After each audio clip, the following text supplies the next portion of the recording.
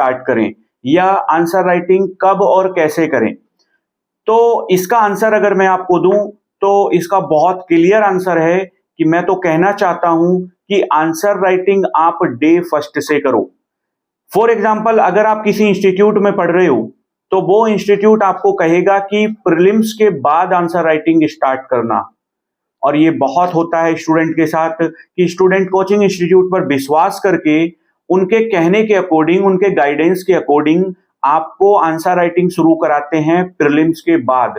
तो बेटा एक बात थोड़ी सी कल्पना करो कि आप अगर प्रीलिम्स के बाद आंसर राइटिंग शुरू करोगे, यानी जो आपके प्रीलिम्स के बाद जो टाइम मिलता है 3 मंथ का, उसमें आंसर राइटिंग आप सीखोगे।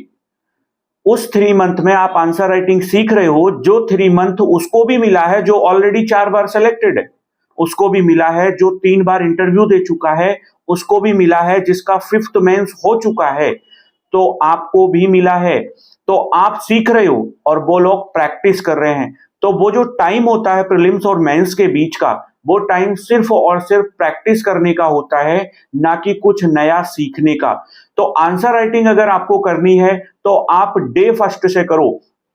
फॉर एग्जाम्पल, अगर आपने आज फंडामेंटल राइट को कंप्लीट किया तो फंडामेंटल राइट से रिलेटेड आप आंसर लिखना शुरू करो, बेसिक से शुरू करो, फिर आप पीवीआईक्यूज पे जाओ, फिर आप किसी इंस्टीट्यूट की टेस्ट सीरीज पर जाओ, तब जाकर आपका वो टॉपिक कंप्लीट होता है। हम ये कह के अपने आप को संतुष्ट नहीं कर सकते कि सिर्फ हमने फंडामेंटल राइट को पढ़ा और पढ़ के छोड़ दिया, अब हम एग्जाम के टाइम पर उसकी प्रैक्टिस या रिवीजन कर लेंगे। ऐसा बिल्कुल नहीं करना है। आपको आंसर राइटिंग करनी है तो डे फर्स्ट से करना शुरू करो। आप जो पढ़ रहे हो उसको लिखने की आदत बनाओ।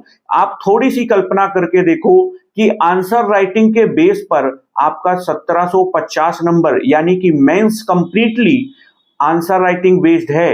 आंसर राइटिंग मेंस के बाद जो मार्क्स काउंट होते हैं वो इंटरव्यू के होते हैं। इंटरव्यू में अगर 275 में से 275 भी ले आओ तो क्या आपका मेंस क्वालिफाई हो जाएगा? क्या आपका फाइनल सिलेक्शन हो जाएगा? बिल्कुल भी नहीं। सारा डिपेंड है मेंस के ऊपर, और मेंस के बिना कुछ भी नहीं है। और मेंस कब अच्छा होगा? जब आप डेली आंसर राइटिंग प्रैक्टिस करोगे। कम से कम एटलीस्ट अगर आपका टारगेट 2027 है, यानी कि 1 से 1.5 साल का टाइम है, तो आप आज से एक क्वेश्चन कम से कम लिखना शुरू कर दो।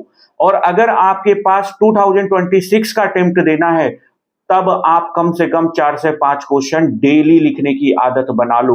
इसीलिए mentorship program is very important हो जाता है कि मेंटरशिप प्रोग्राम में आपको मेंटोर डेली बेसिस पर आंसर राइटिंग, टॉपिक वाइज आपकी स्टडी होती है, स्मार्ट स्टडी होती है, हार्डवर्क नहीं होता उसमें, और क्या करना है क्या नहीं करना है ये सब मेंटर के अंडर गाइडेंस चलता है।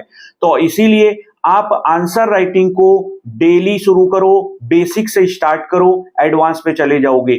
अब कई बार क्वेश्चन आता है कि हमने तो कंटेंट हमारे पास है ही नहीं, तो लिखें क्या?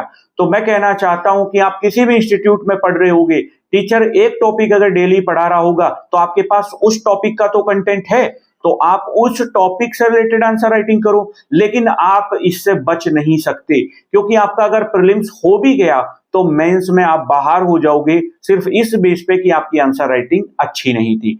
तो मेरी आपसे हम्बल रिक्वेस्ट है कि आप किसी भी इंस्टीट्यूट में XYZ पढ़ रहे हो, आप डेली आंसर राइटिंग करो, और बिना आंसर राइटिंग के आप यूपीएससी में सिलेक्शन नहीं ले सकते, क्योंकि सारा दारोमदार मेंस पर डिपेंड है, और मेंस मतलब आंसर राइटिंग।